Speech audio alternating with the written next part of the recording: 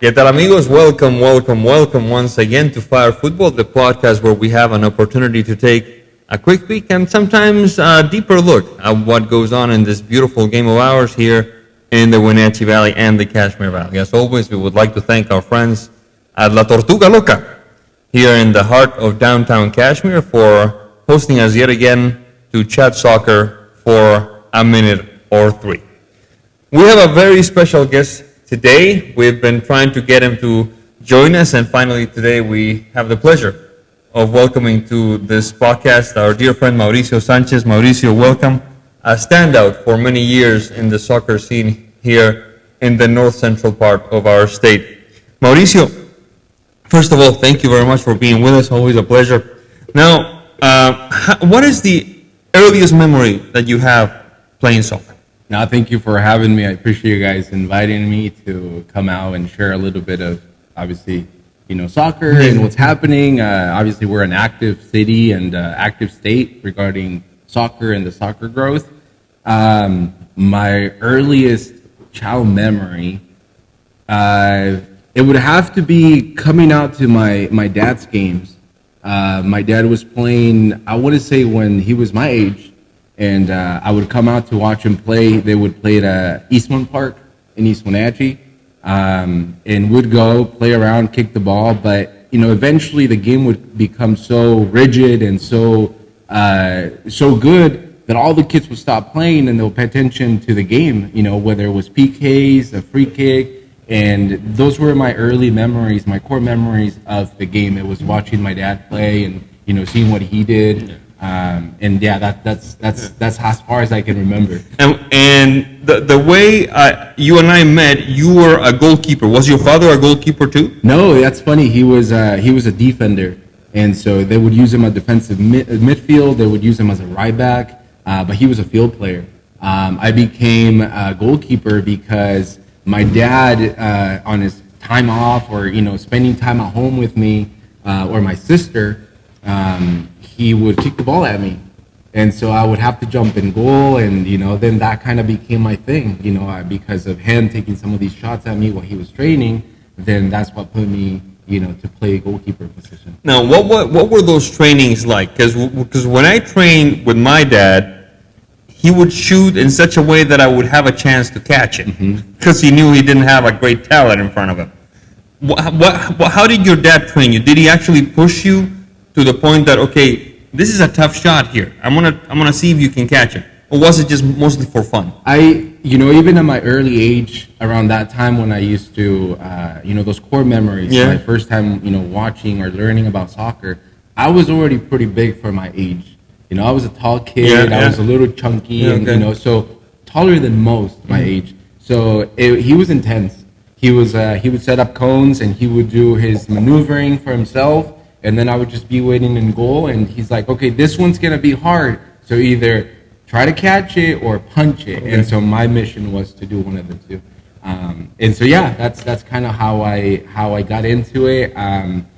He would point out, hey, that was a really hard shot. That was a good save. And that's kind of what pushed me, like, I can do this, And so that's why the love for the goalkeeper position came from. That was going to be my next question. When do you remember yourself, thinking, hey, I can actually do this. This is not just dad telling me I'm good because he loves me.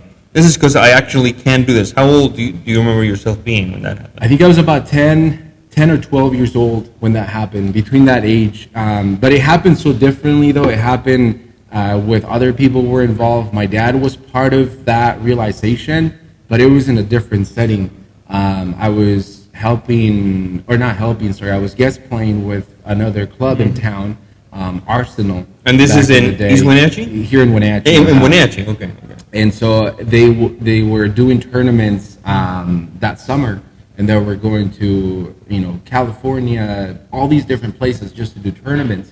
And so I started training with them. It got to the point where middle of summer, my family, we all grew up in the orchard. So summer, it was the heaviest time of the year. We had cherries and apples coming up, and so we knew that we had to help out. We always help out as a family.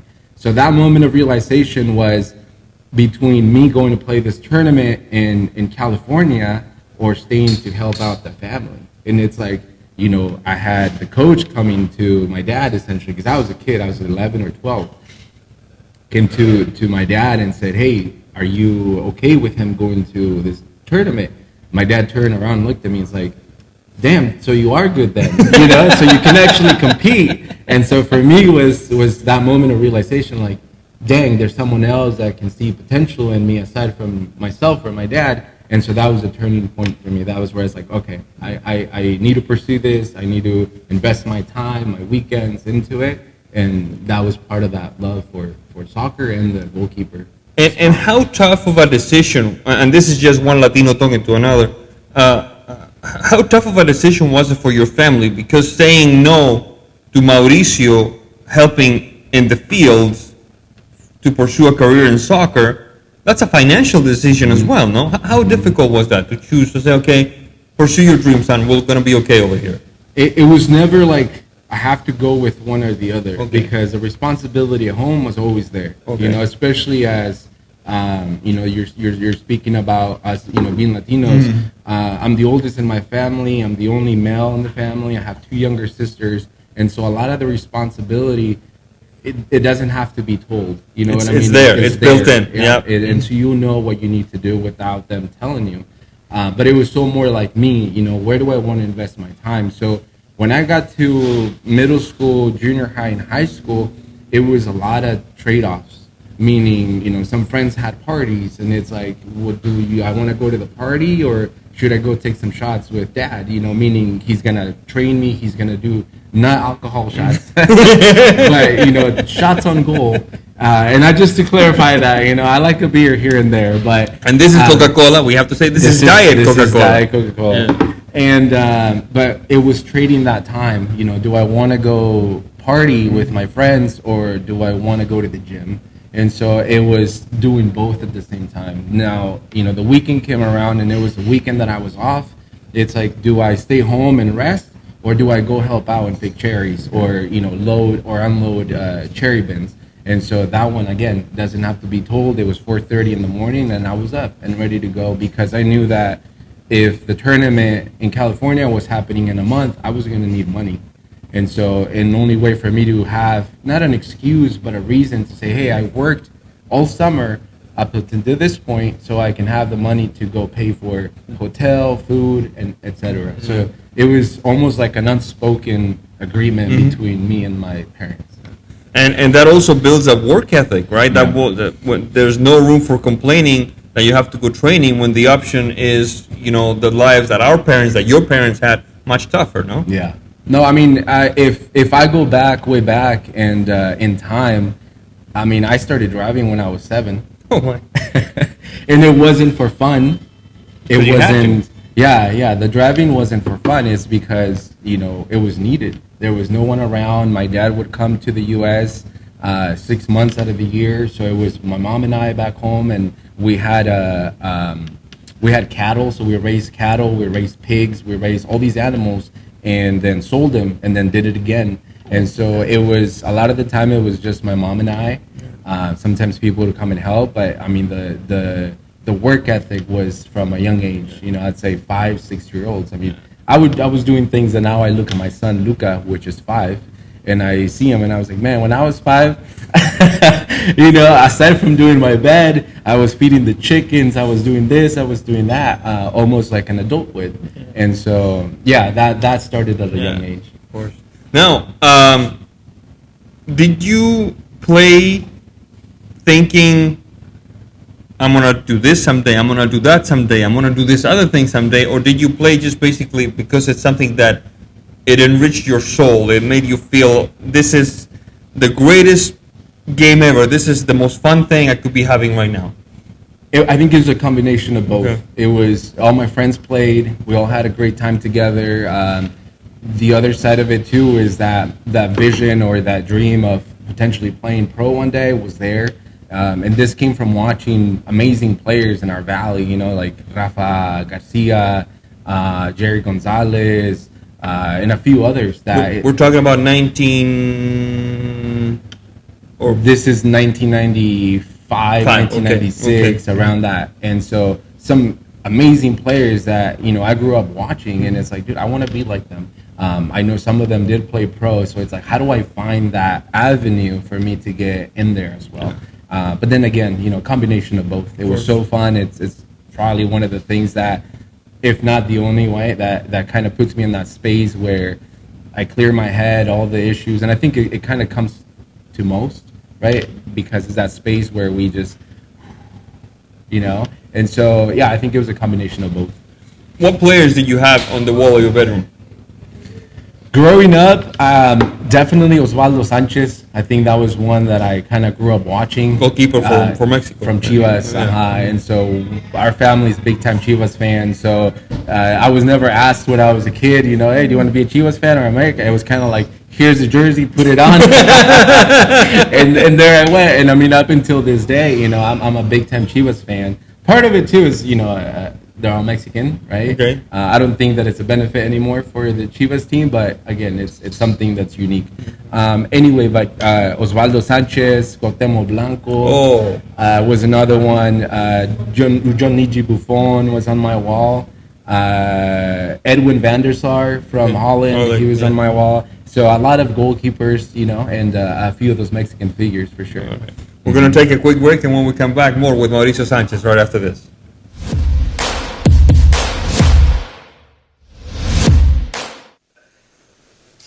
We are exploring. We're taking a look at his career, and all this work that we've been talking about, Mauricio. Did it give you a leg up coming into high school, or did you find out that you had to bring your game up even higher? It definitely gives me a leg up. I want to say I was about 13 or 14 when I started playing with Chilean Soccer League, the first division team. Yeah. And, at 13, 14 years old, you're playing against grown men, 25, 28, 30 old, players. Yeah. A little scary, but it does give you that edge. Again, I was training with my dad. I was training with all these other people. Some of the friends that I grew up with in high school, they had older brothers, and we would go and train with them. I'd obviously jump in goal right away because that was my spot.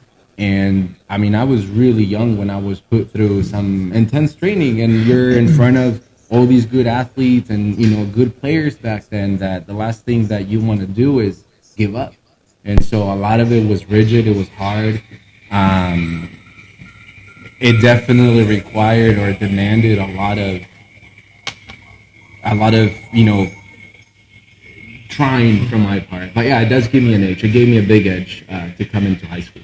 Now, was there a moment in which you remember saying, hey, I can actually hang with these big guys? Was there a moment when you went, hey, I just stopped that shot and the guy could be my father? Yeah, there was many of those. Okay. And those happened like at practice. It happened on game day where, there was a shot where I was scared whether it was a one-on-one, an air ball. But then again, I'm telling you, by the time that I was 14, I mean, I was 6 feet tall. So I was a big boy. Okay, so you were not a little guy at all. Yeah. I mean, I remember playing with the younger guys, right, that were my age. And I remember parents yelling on the sidelines, hey, get that old guy out of there. Try to get his birth certificate. I think he's way older. So I remember all those things, at an early age. But no, I had a lot of those realization moments where it was a one-on-one ball. I'd come out, win it, or up in the air and take someone out or collide with someone, and I'd come out, without a scratch. It's like, oh, I can do this, I can compete.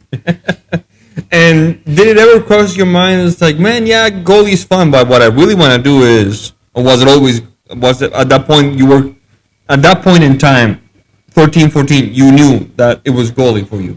Yeah. And at a younger age, I tried to play midfielder. I tried to play as a striker. Mm-hmm. And for me, and it was more so done for, I guess, my dad's will. Okay. Because he's like, you need to get your feet good. You got to touch the ball. You got to know how to move it, how to maneuver the ball. And so it wasn't forced on me, but it was almost, you got to do this. And so I spent a few seasons playing out on the field, but my love was playing in goal. I mean, I couldn't wait to wear the gloves. It was different, right? I had the cleats, as every player did, but I also had the gloves, and it's something that was just special for me. Of course, and the equation of work and glory and credit is a lot different for a goalie because one play you can change the course of the entire game. Absolutely.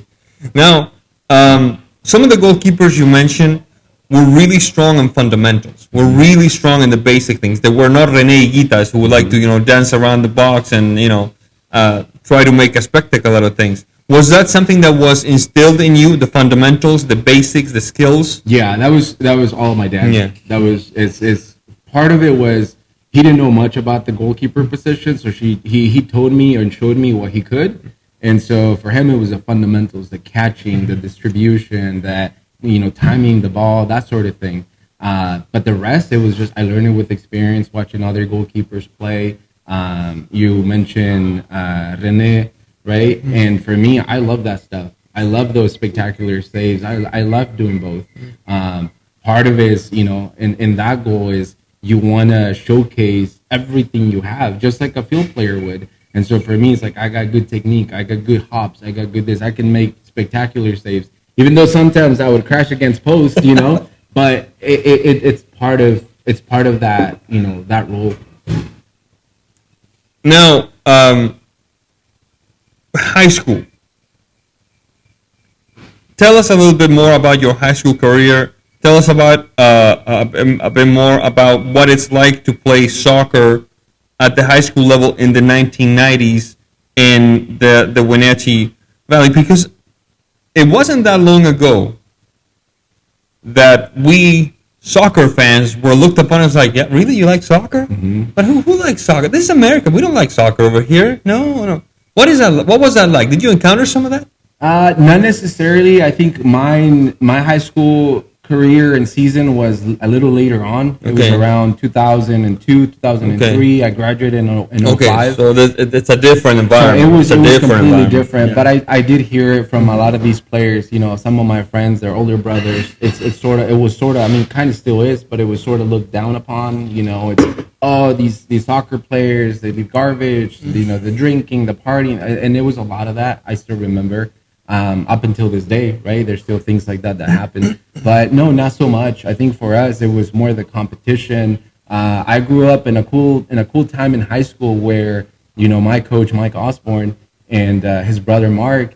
It was more about building the human and professional aspect of us. Try to instill education, growth, doing something different aside from just competing out in the field. The competition, we had it. And we were individually, our high school team was really good. But what we needed to change was our grades. It was us showing up, being on time. When we had away games, do we leave a mess in the locker room? Do we clean up after ourselves? So it was a lot of that too. So it was a cool time. We still faced a few of those things that you mentioned, but not so much by the 2000s, early 2000s. We apologize. We had something blocking the camera there for a second, but we'll carry on. Now, high school ends. What was your next step? When did you see playing in college? When did you see playing semi-pro on the horizon? How did that come about? I was a junior in high school, and I went to a tryout that Atlas from Guadalajara had back in Pasco, so Tri-Cities area. And this is, I want to say it was 2003 or 2004. Yeah. And I went. And I wasn't expecting much. I just said it's probably going to be a ton of kids, which I'll just do my thing. And again, I think I go back to that time, and one of the difference for me was my height, right? I was pretty tall, this scrawny, tall kid, and just playing in goal. I mean, I was always loud. And so there was that distinction of me. And I remember those guys talking to my dad and saying, hey, we like how he plays. We like his height. He's still young. I think he could do good if he goes down to Guadalajara and participates, tries out, or does something like that. I think he can get picked. And so that was a conversation then. I wasn't offered anything at that time. It was just the idea of me competing at a higher level and potentially doing it in the Mexican Liga MX. So that's kind of where the other part of that was born. It's like, okay, I can do something with this, whether it was, again, going pro after high school or doing college. And at that point, had you encountered as a member of Eastmont High School, a degree of success already? Have you guys competed at state or in regionals or something? By then we were doing regionals, Okay. and we were doing districts, always with hopes to play in state. I mean, that was the highest thing Of you could course. do. Yeah. But I look at it back now, and I'm like, it was a different breed of players. The players that I played against, most of them were 6 foot, 6'1", 6'2" defenders. I mean, there were athletes, and obviously times are different now. A lot of the high schooler students are a little shorter in size. There are some that are still big, but I just remember every team that we played against, it was dudes that were my height, at every position, if not bigger. They were solid. They worked out. They did lifted weights and all those things. So it was very, very competitive. I remember, I graduated from Eastmont. I remember playing games against Wenatchee High School. Great team, great program. It was always a fight. It was a battle. Very it was physical. a derby. It was, that cross the bridge, fight. And so, it was a different breed of high school players for sure. So tell me, how to go with what happens after Atlas then? After Atlas. Well, no, actually, what happened at Atlas? So the invite per se, or the idea of me playing at a different level was born. I didn't really think much of it. I was still in high school. Okay. High school was probably one of the toughest times for me because, again, you think about college. No one in my family went to college, so we didn't know what that was like. So it was either high school and monkey sees, monkey does, like other people's brothers, and you stay and work. You find a job at a warehouse. Not saying that there's anything. No, wrong of with course that, not. But you're a product of your environment. Yeah, exactly. And so for me, it was like I couldn't think outside of that box. Around me, it's like college. It wasn't. It was a thing that I had in my head because of teammates and other coaches that have talked to me about college, but it wasn't something that was born within my household. Because no one went to college. I was going to be the first one. But yeah, that was kind of like the initiation for me to say, okay, I have kind of that door open in Mexico. Let's see what I could do here after high school. My intention was to play at a D1 school. And then Wenatchee Valley College came by. During that time at home, we were transitioning from, moving from one house to another. My parents had just purchased a home. And so here comes the unspoken responsibility, right? It's like, am I ready to go to, a school out of Wenatchee or the area where now I'm going to be another dependent again from my parents for them to be providing me, which money we did not have. And so it was kind of those decisions where, my parents never influenced like whether I kept playing or not. It was more of like, that's your choice. If you like it, if you want to continue doing it, if you want to put in the effort, then by all means. But it was a decision that was tough for me to say, you know what, I want to stay. And it was probably the best decision too at the time because of what was happening at home, our transition from house to house. And then WVC, Wenatchee Valley College, had an amazing team that year. For me to come in and learn and be part of that winning team at Wenatchee Valley College was probably one of the highlights of my soccer career. Who was the coach back then? Nelson Saldivar. Okay. And so the previous year, they were set to win it all again, and 2004. And in 2005, when I graduated and I arrived, we went on undefeated the whole season of NWAC, played the championship, and we were champions of NWAC that year. The only time that, Wenatchee has been champions in soccer. So. And what made that team special?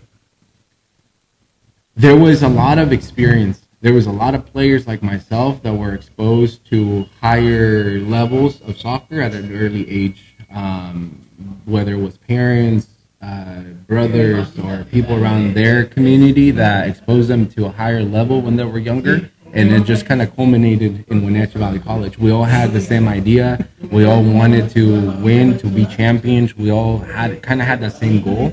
And yeah, we just one game at a time. Yeah. And Nelson Zaldivar just kind of added his other side of it, which was how do we carry ourselves when we go play these teams. What do we do between practice and game day, creating a game day routine, creating all these other things that he's still in us to have us ready and on our toes. I remember back then, one of the coaches from Atlas, that's what he said. He's like, if you ever think about coming down to Guadalajara and try out, you got to come at your best form. You're the fittest guy on the field. You're ready to go because that opportunity is going to come where you least expect it. Yep. And so for every one of us at Wenatchee Valley College in '05, that's what it was. The opportunity is going to come. We all kind of had the idea of like maybe getting recruited to play somewhere here locally. Yeah. And so that's kind of what made that team, successful. And what were some of the highlights of that year? What sticks in your mind? What will you be telling Lucas' children in about 20 years or so about that team? The connection, the dynamic that you can build with a team that it comes from a small town. It's an underdog. No one saw us coming and playing at that level. And just the unity between the players. Okay, let's come together. Let's build this one mission behind everybody's mind. Forget about the partying. Forget about the girls. Forget about this. It was just that. I mean, a lot of us back then, we did have girlfriends. Well, yeah. Then, but it was a moment where it's like we're spending so much time training because, at the college level, you're training daily. Yes, of course. And so we didn't have very much time to be with the girlfriends. So some choices had to be made.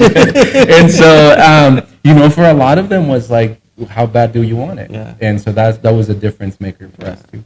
And it was all possible. It was possible to create that level of cohesion in a year's time. Mm-hmm. Wow.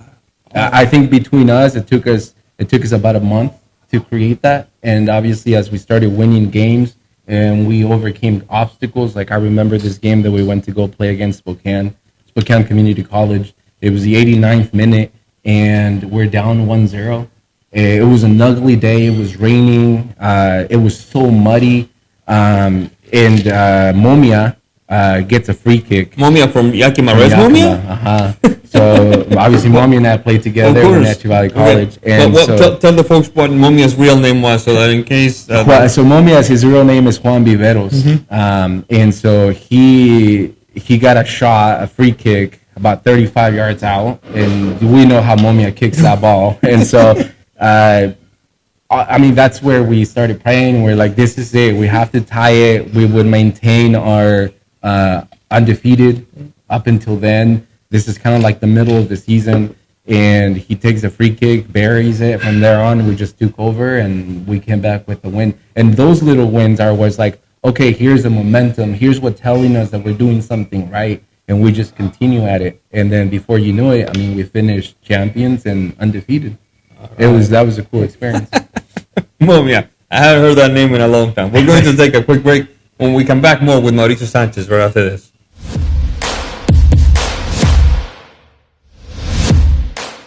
All right, my friends, we've come to the end of the road here in this episode of Fire Football.